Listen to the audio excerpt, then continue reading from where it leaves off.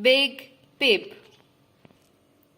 Letters we know are P, G, J, W, and words we know are a, and, had, in, on, cat, cat, can, man, fat, hat, and mat. Let's start the story with phonics. P, E, B, pib. A, F, E, G, fig, a fig. A, W, E, G, wig, a wig. A, F, E, G, fig, and a W, E, G, wig, a fig and a wig. Big pib. Big pib had a fig. Big pib, bit. Big pib bit a fig. Big pib had a wig. Big pib in a wig.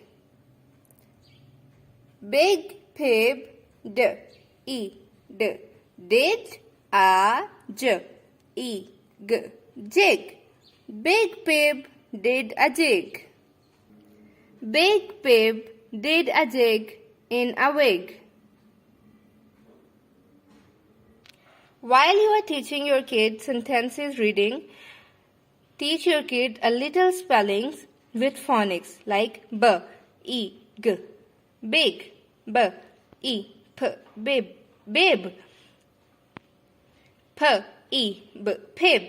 And after that, when kid reads repeatedly these words, he can recognize without phonics and read the full sentence.